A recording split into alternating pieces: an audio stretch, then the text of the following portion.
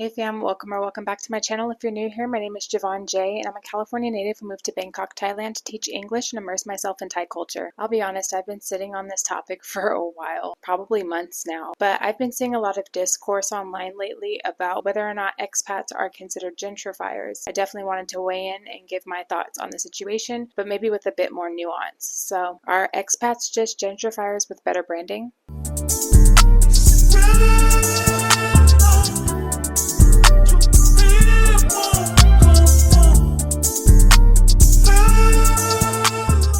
Before we get into it, I want to just quickly define what gentrification is. According to Merriam-Webster.com, I'm looking down at my laptop. Gentrification is a process in which a poor area, as of a city, experiences an influx of middle-class or wealthy people who renovate and rebuild homes and businesses, and which often results in an increase in property values and the displacement of earlier, usually poorer residents. For my fellow Americans watching, we're seeing this happen all over the country. In San Francisco, LA, Chicago, New York City. We know that these people become displaced, but where are they going? Granted, not all of them. In fact, I would argue most of them are not picking up and moving out of the country. They're just going to other cities and towns that are more affordable. But for the ones like myself who have moved out of the country, where they're looking for a better quality of life, this can in turn cause gentrification elsewhere. And this isn't just happening in the US, it's happening on a global scale. So it almost becomes this domino effect. When I visited Phuket this past April for my birthday, I saw this in real time. There was all this land and untouched green space with giant billboards advertising them as being the future home for luxury villas. And some of them weren't even just advertisements for homes, they were actual ads targeted to investors, like a buy now, cash in later type deal. And I remember seeing these signs and thinking to myself, who is this really for? Because it didn't feel like it was being built for the locals. It more so felt like it was being built over them. And it's not just Phuket, here in Bangkok too. There's entire neighborhoods that get showcased constantly by travel vloggers and content creators.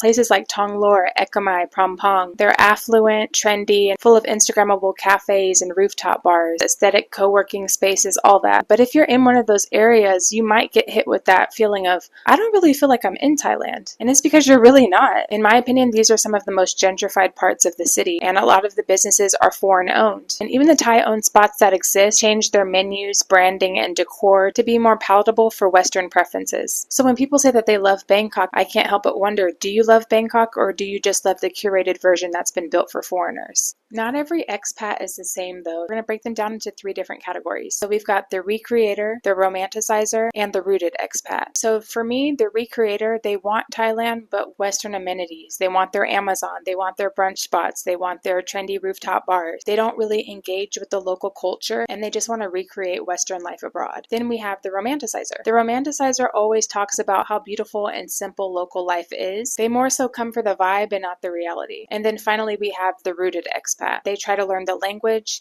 they support local businesses, and they form connections with the locals. They're not perfect, but they're trying to integrate into society. I think I'm somewhat of a combination of all three. I'll admit, I've been in Thailand 9 months now, and I don't speak Thai. I speak what I call tourist Thai, where I just know the bare minimum. And it's not because I don't care to speak Thai, but it's because I haven't prioritized it. And I haven't prioritized it because my intention is not to stay in Thailand long term. Thai is one of those languages where you really don't hear it spoken outside of Thailand. It's not as widely spoken as Spanish or French or English, you know. A lot of people here actually do speak English, at least here in Bangkok, but of course it's helpful to know it. There's a lot of scenarios where I'm confronted with needing to know Thai. I have to rely on Google Translates for that. And while it's nice to have that tool, obviously it would be much easier for me to navigate if I just spoke the language. And that's something that I've been reflecting on lately because I always start my videos by saying that I'm from California and I've moved to Bangkok to immerse myself in Thai culture. And while that's true, a big part of the cultural immersion that I'm missing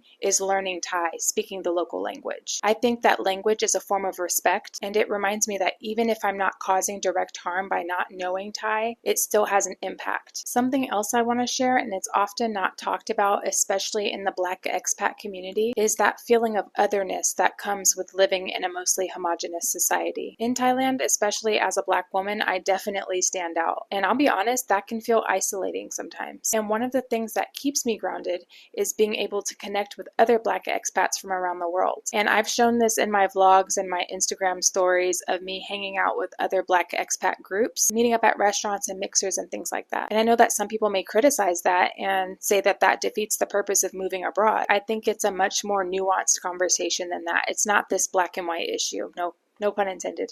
For me, it's about finding cultural connection and community. Even though I'm far from home, I'm not isolated. I don't have to be isolated. And honestly, it's no different than what we see in the US all the time. America is known as a melting pot. I know America's in shambles right now, but at the end of the day, it is considered a melting pot. You know, they speak their native languages amongst each other, gather for cultural holidays, cook their own food, and they raise their kids on the values that they grew up on. And generally, as a society, we don't question that because we know that staying connected to your roots isn't about rejecting the country that you're in. It's just keeping a major part of yourself alive. So I think it's unrealistic and honestly unfair to expect someone to move abroad and just completely disconnect from their culture just for the sake of assimilation. I think community and identity go hand in hand. Okay, now I want to get more into the language of it all. And by language, I mean the words that we use to describe ourselves. I know that there's a lot of discourse around the use of expat versus immigrant. So an immigrant is someone who moves to a new country for work, family, or survival, where an expat is someone from a typically more privileged country living abroad, usually temporarily and by choice. But those labels I'm seeing aren't really neutral. For example, a white Canadian guy in Thailand, he's an expat. A Nigerian woman doing the same thing might be labeled as an immigrant, and some even get labeled with dehumanizing terms like alien. For the sake of the video, we won't get into all of that. So who gets to call themselves an expat? I'll say as a Black American woman, I call myself an expat, and that's because I don't plan to stay here permanently. I'm here for a season to live, to work, and to learn. With that being said, I don't reject the term immigrant either. I literally have to go to Bangkok Immigration Center every time I need to renew my visa. It's not called the expat office. It's immigration. So even though expat feels more aligned with how I view myself, the system doesn't really care. And honestly, that's global power at work. So again, looking down at my laptop, but an immigrant is defined as a person who comes to a country to take up permanent residence. So the key there is take up permanent residence, right? So when you look up expat, it actually kind of reroutes you to the word expatriate because it is just a shortened version of expatriate. Am I saying that right? Expatriate, excuse me, to withdraw oneself from residence or an allegiance to one's native country. No, your screen is not frozen. This is Javon from editing.